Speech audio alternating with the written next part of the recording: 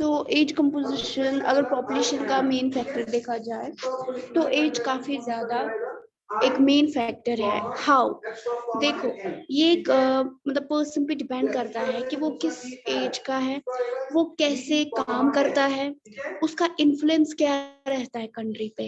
Influence का मतलब उसकी नीड्स क्या है, वो क्या खरीदता है, वो क्या करता है, उसका जो कॉम्पोजिशन है, उसका जो कैपेसिटी है वो कितना है, क्योंकि एज पे ही ज्यादा डिपेंड करता है। मोस्टली अगर हम रिटायर्ड पर्सन देखें, ठीक है, जो रिटायर्ड होते हैं, मतलब जो जिन्होंने अपने काम को पीछे छोड़ा होता है, तो उसके बाद वो कुछ कंट्रीब्यूट नहीं करते, कुछ मतलब कुछ उसमें ऐसे होते हैं जैसे कि कुछ ऐसे होते हैं बंदे लाइक जो रिटायरमेंट के बाद भी काम करना पसंद करते हैं, वो स्टिल काम करते हैं। लेकिन कुछ ऐसे होते हैं जो रिटायरमेंट के बाद बस घर पे बैठ जाते हैं, क्योंकि उनके जो एज फैक्टर को देख के उनके आगे कुछ काम नहीं हो पाता है। ठीक है। सो सेकंड चीज, ये जो एज ग्रुप है इसमें पॉपुलेशन जो है वो परसेंटेज के हिसाब से हम निकालते हैं, मतलब इसमें हम डिवीजन करते हैं कुछ ग्रुप्स को। पहला जो ग्रुप आता है वो आता है चिल्ड्रंस ग्रुप, ठीक है, जो बिलो 15 आता है। दूसरा जो ग्रुप आता है वो आता है वर्किंग एज, यानी वो एज जहाँ पे इंसान जो है वो एक्टिव रहता है, कोई ना कोई काम करता रहता है। दूसरा होता है एजड ग्रुप, यानी वो एज जहाँ पे हम लोग मोस्टली देखते हैं जो रिटायर्ड होते हैं। ठीक है।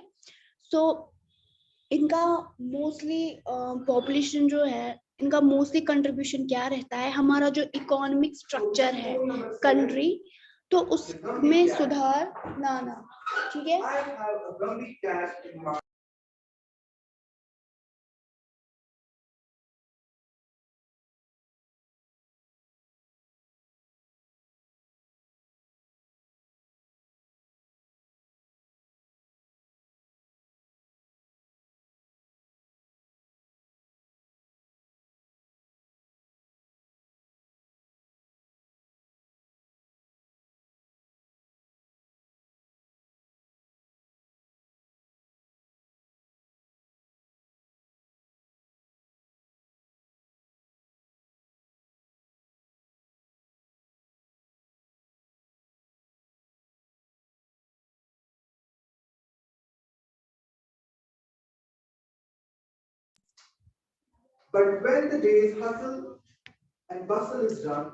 सो एजड अगर हम देखें वो अबव 59 आते हैं।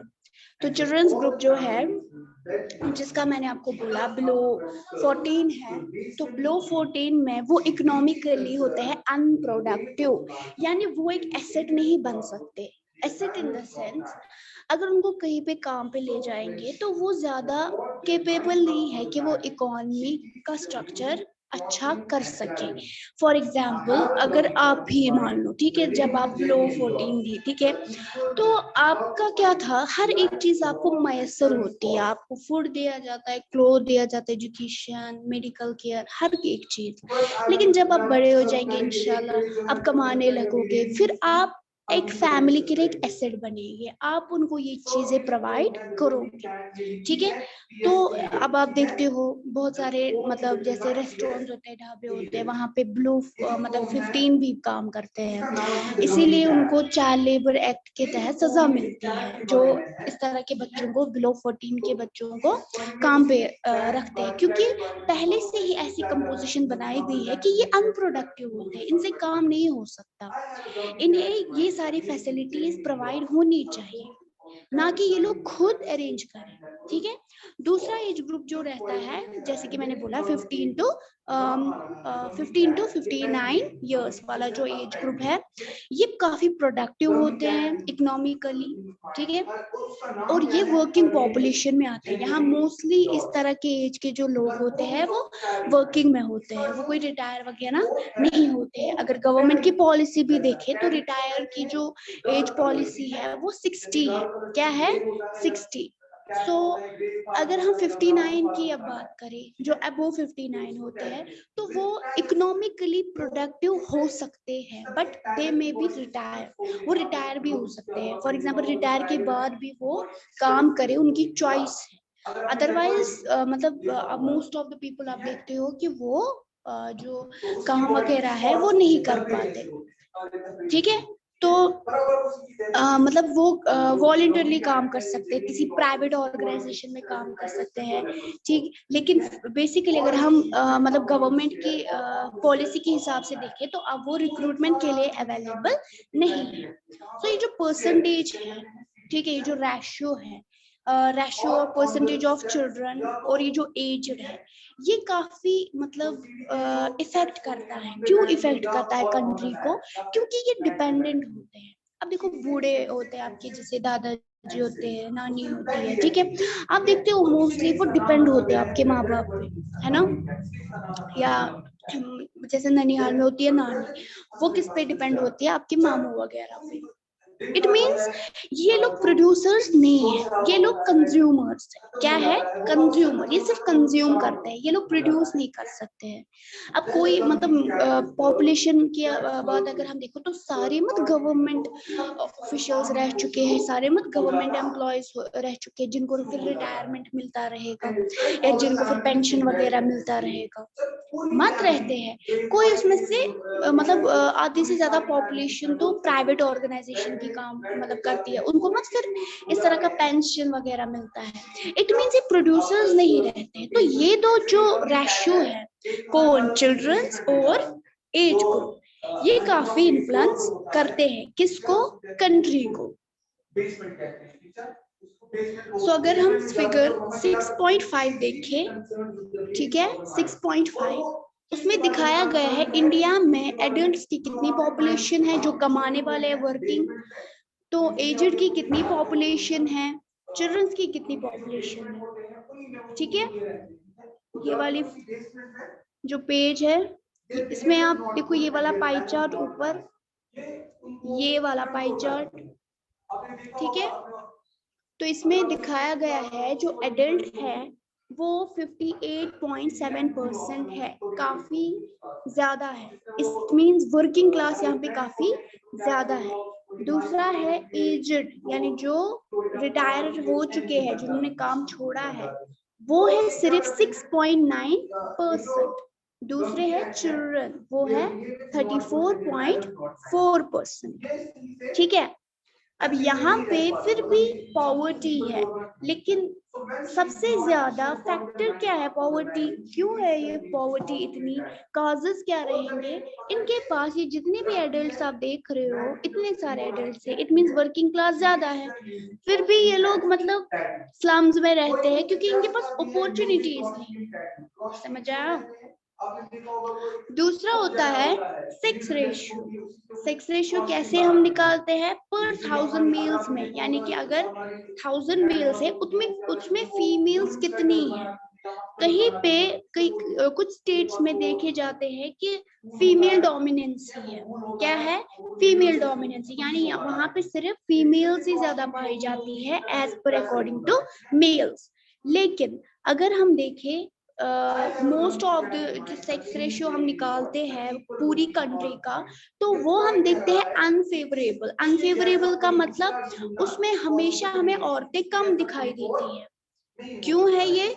अगर आप देखोगे ये वाला टेबल, तो हर साल जो है, अगर 1000 मेल के हिसाब से देखें तो फीमेल्स कितनी है, ठीक है। तो इंडिया में, पूरी कंट्री में, अगर हम 1000 के हिसाब से देखें तो 946, ठीक है। इट मीन्स कि ये रिड्यूस हो रहा है, ये जो रेशियो है लास्ट पे 943, ठीक। इट मीन्स ये जो रेशियो है ये रिड्यूस हो रहा है।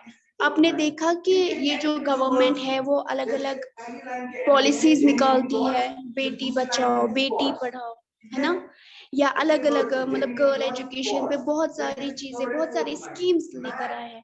क्योंकि मोस्ट ऑफ द ये देखा गया है कि जब भी मतलब फीमेल रेशियो आगे बढ़ता है तो उससे खत्म करने के लिए बहुत सारी वजहें होती है। फॉर एग्जाम्पल पॉवर्टी, गरीबी, पढ़ाई लिखाई नहीं दे सकते हैं माँ बाप, तो बच्चे को अबॉर्ट कर देते हैं, है ना, बेबी जो गर्ल होती है।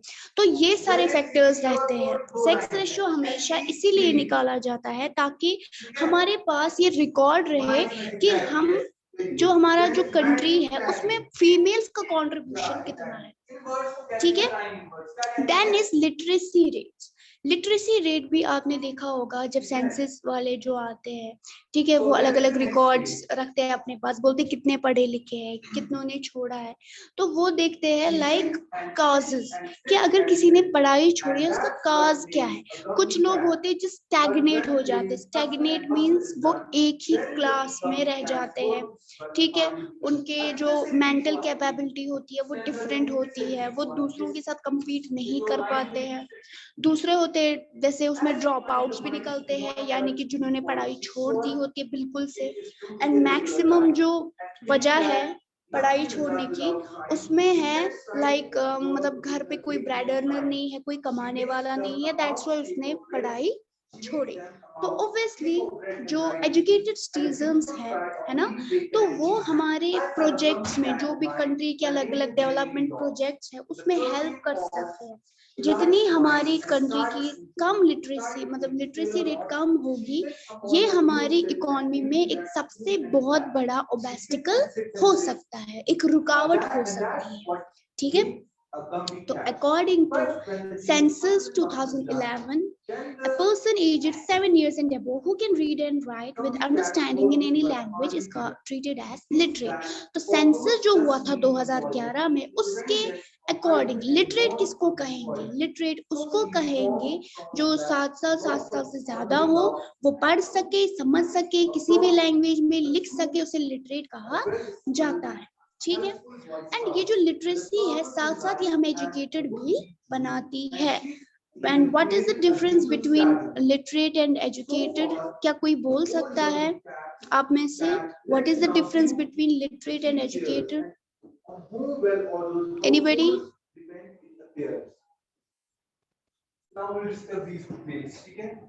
एनीबॉडी?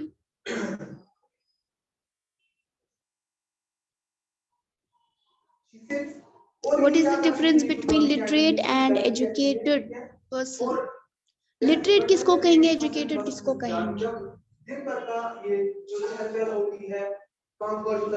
मैम एजुकेट बोलेंगे और जो अनपढ़ हो उसको literate कहेंगे। आपकी आवाज नहीं आ रही है बेटा। And she finds the mice will not ever keep quiet. और ये क्या नोटिस करती है कि जो माइस की जो चूहे होती है चुपचाप करके नहीं रहते हैं एक जगह पे। She is sure it is due to irregular diet. ये क्यों ऐसा होता है? क्योंकि इनका जो डाइट वो irregular है, वो सही नहीं है। And believing that nothing is आपकी आवाज नहीं आ रही है। और ये इसको ये बिलीव है कि ट्राई करने के बगैर कोई चीज पॉसिबल नहीं है। जब तक आप ट्राई नहीं करेंगे तब तक आप बताइए बिनेश। आप बोलेंगे हम करेंगे, लेकिन आप एक्चुअली में वो नहीं करेंगे, उस चीज के लिए आप कोशिश नहीं करेंगे, यानी कोशिश आप करो Anybody? कोई चीज मुमकिन है। Fatima? She says try to work with her baking. आप बताइए आसला। She makes them a mouse. Literate जो होता है सिंपली जिसने पढ़ाई की है स्कूल में, सीधे ये डिग्री हासिल की है, लेकिन एजुकेशन में आता है जिसके पास मॉरल वैल्यूज भी होंगे, सही क्या है गलत क्या है उसमें फर्क जानता है, या जिसमें विजडम होगी, दानाई वगैरह, उसमें वो वाली एजुकेशन भी है, लिटरेसी भी और ये भी। Okay good. यानी पढ़ाई के साथ साथ उसमें सही गलत का फर्क पता हो, ठीक है, सही क्या है गलत क्या है, मॉरल वैल्यूज कैसे उसमें इनकलकेट कर सकते हैं पढ़ाई के जरिए, ठीक है, उसमें वो डीड्स कहाँ से आएंगे? थ्रू एजुकेशन, ठीक। सेकंड, ये जो लिटरेसी लेवल्स है इंडिया में, अब देखोगे कि इसमें अप एंड डाउन्स आते रहते हैं। अगर हम सेंसस की बात करें 2011 के सेंसस की, तो 73% उसमें थे मतलब mails and 80% for mails and 64% for females. अब आप यहाँ पे देखोगे फिर से एक कंट्रडिक्शन आ रहा है दोनों के बीच। क्या आ रहा है कंट्रडिक्शन? आप देखोगे मेल्स जो है वो ज्यादा पढ़े लिखे हैं एंड फीमेल जो है वो कम, ठीक है। इट मीन्स अपॉर्चुनिटीज बहुत ही कम है। अपने हिस्ट्री में भी पढ़ा होगा कि गर्ल एजुकेशन के लिए कितना कुछ जो स्ट्रगल है वो प्रीवियस जो इंडियंस थे, फ्रीडम फाइटर्स थे, उन्होंने किया है ना। जैसे दादा बनरोजी, बहुत सारे गर्ल्स स्कूल को इम्प्लीमेंट करना पड़ा क्योंकि कोविड में नहीं जाना देते थे। तो इस तरह के ये जो कॉजेस है, इसका पूरा असर हमारी लिटरेसी रेट पे पड़ता है, चाहे वजह जो भी हो, ठीक है, चाहे वजह जो भी हो, लेकिन हमारा जो कंट्री का लिटरेसी लेवल है वो कम हो रहा है, ठीक। सो कॉजेस जो है वो डिपेंड करता है कि किस हिसाब से वो हमें हिट कर रहे हैं। लाइक पॉवर्टी है, पॉवर्टी क्यों है? क्योंकि लोगों के पास अच्छे काम नहीं है। लोगों के पास अच्छे काम क्यों नहीं है? क्योंकि वो एलिजिबल नहीं होते हैं। फॉर एग्जाम्पल आए दिन, जैसे मैं एक एग्जाम्पल दूंगी, पोस्टर्स निकलते हैं, ठीक है। अब पोस्टर्स में जब निकलते हैं तो हम वहां पे देखते हैं एलिजिबिलिटी कितनी है। आप इतने पढ़े लिखे हो तभी जाके आपको वो पोस्ट मिलेगी। अगर आप पढ़े लिखे हैं तो उसके बाद होता है कंपटीशन कि वो जॉब किसको मिलेगी, है ना। इट मीन्स यहाँ पे पॉपुलेशन का सबसे बड़ा फैक्टर है कि एक ही रेस में सारे जा रहे हैं तो कंपटीशन होगा ही और किसी एक को वो पोजीशन मिलेगी, ठीक है। तो पॉपुलेशन का यहाँ पे जो कंट्रीब्यूशन रहता है वो नेगेटिव वे में तब रहता है जब उनके पास अपॉर्चुनिटीज ना हो, और पॉजिटिव वे में तब रहता है जब सबके सब अच्छी पोजीशन में होते हैं। लाइक अगर मैं आपको एग्जांपल दूं यूएस की, यूएस में ज्यादा पॉपुलेशन नहीं है, लेकिन सारे जो है वहां पे जितने भी है, ठीक, उनका जो स्टैंडर्ड ऑफ लिविंग है वो अच्छा खासा है, ठीक है।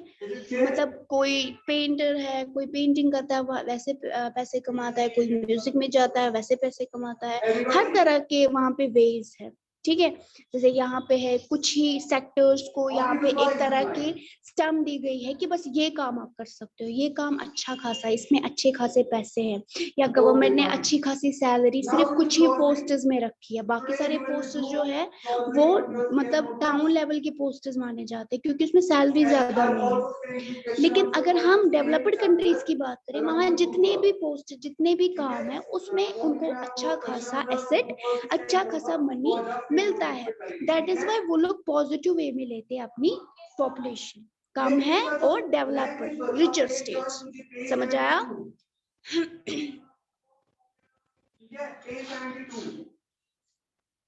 लैंग्वेज वर्क पार्ट ए।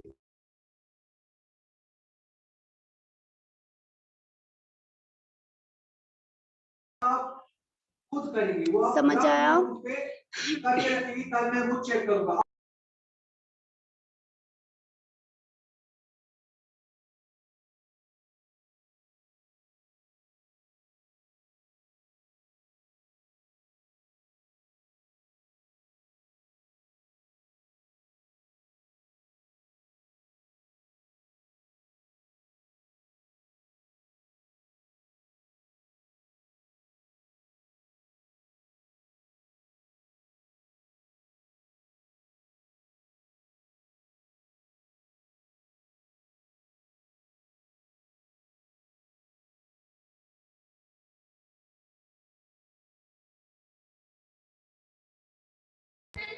ना ना वहां पर आप क्वेश्चन है कोई?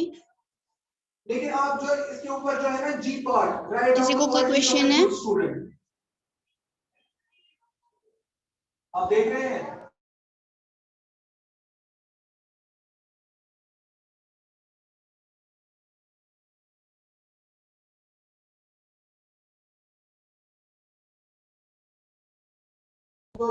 Anybody? मैं आपको सेंड करूंगा क्वेश्चन आंसर इसके, वो आप फेयर नोटबुक से करेंगे। और कल का जो काम है वो आप क्वेश्चन है कोई किसी को? बहु का चैप्टर जो सेंड किया वो आपने किया है। आप एक एक करके पहले रोल नंबर 1 कैमरा ऑन करेंगे और अपनी नोट सामने रख के मुझे दिखाएंगे वो आपने किया है। तो कल आपका जो होम टास्क है वो रहेगा age structure, death rate and birth rate. आपको ये डिफाइन करना है, define age structure, death rate and birth rate, ठीक है। Roll number 2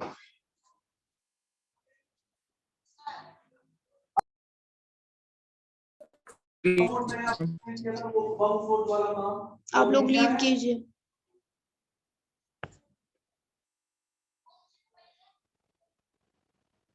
sorry come again. फिर से बोलिए,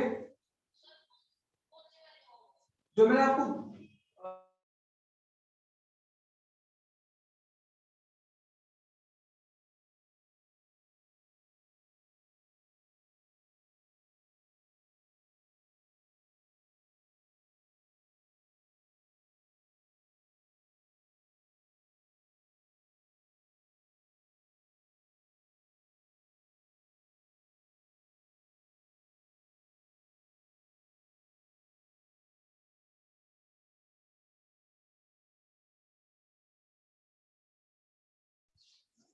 चलिए लीव कीजिए।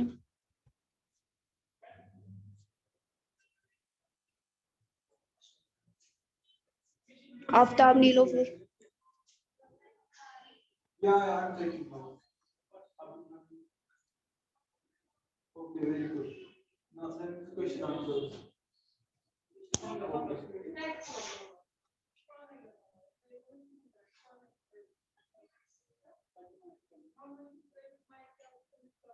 Okay, fine. तो जो आपकी होमवर्क की जो मैं आज आपको सेंड करूंगा वो भी आप नोटबुक से करेंगे। इस समरी में आपको सेंड करूंगा और क्वेश्चन आंसर्स